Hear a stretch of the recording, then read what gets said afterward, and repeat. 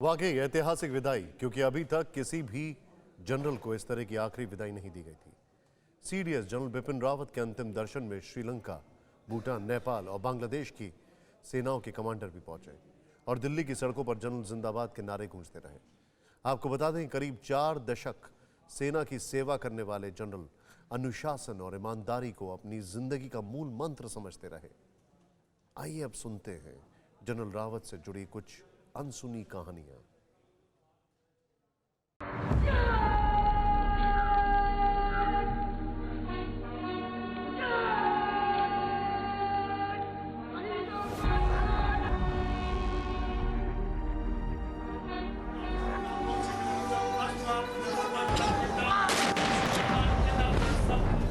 जिसकी दहाड़ से दुश्मन कांपते थे, चीन पाकिस्तान जैसे कुटिल देश दहल जाते थे, आज वो अनंत यात्रा पर चला गया। मां भारती की गोद में हमेशा के लिए सो गया।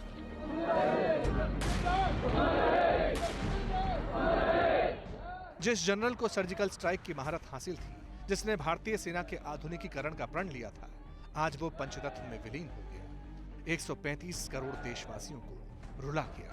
हम तो उसके पीछे मर जाएंगे, उसके पीछे हम मर जाएंगे। हमको मरना मंजूर है, पर हमें चीज बर्दाश्त नहीं है। हमको अमर रहेंगे वो, अमर रहेंगे हमेशा सबके दिलों में, सैनिक के लिए भी, सबके लिए। ये लोग जागते थे तो हम सोते थे, हम घूमते थे, बच्चों के साथ ऐश करते थे। रो रहे हैं आप, भावुक हैं आप, पूरा देश रो रहे हैं ऐसी दिशा। चीफ ऑफ डिफेंस स्टाफ, सेना प्रमुख, उप सेना प्रमुख, संयुक्त राष्ट्र पीस कीपिंग फोर्स की अगुवाई जनरल बिपिन रावत ने देश से लेकर विदेश तक सेना का मान बढ़ाया।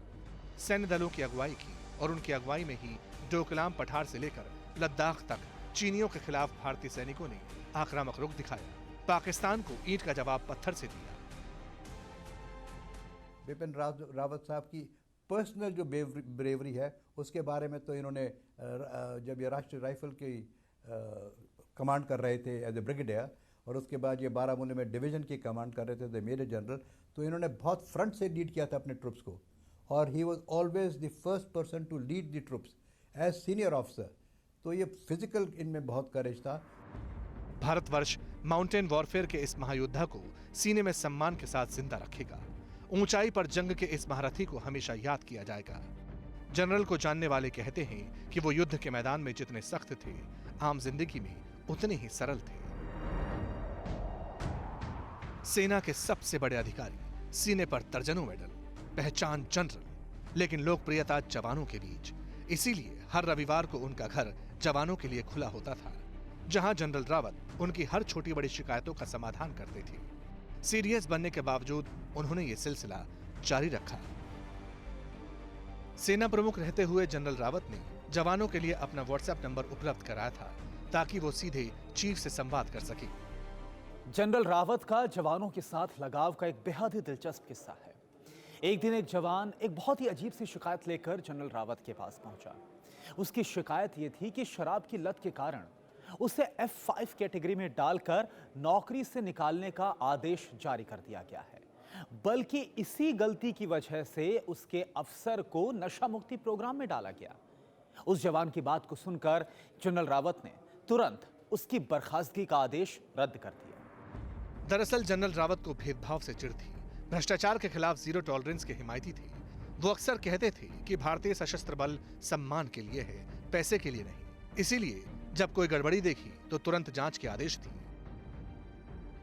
उन्होंने सैन्य आवास परियोजनाओं में घटिया निर्माण और भ्रष्टाचार के खिलाफ सख्त कार्रवाई के आदेश दिए थे। सेना प्रमुख रहते हुए उन्होंने कारों की खरीद पर 12 लाख रुपए की सीमा लगाई।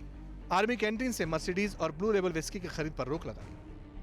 मतलब जनरल रावत ने सैन्य कैंटीन की खरीद में बड़े सुधारों की शुरुआत की, क्योंकि उन्हें लगता था कि एक सामान्य अधिकारी या जवान के मौजूदा वेतन से ये सब संभव नहीं है, और जो सीनियर आर्मी अफसर सैन्य कैंटीन से मर्सिडीज या फिर ब्लू लेबल विस्की जैसी चीजें खरीदकर उत्पाद शुल्क बचा रहे हैं, उन्हें ये खुले मार्केट से खरीदनी चाहिए।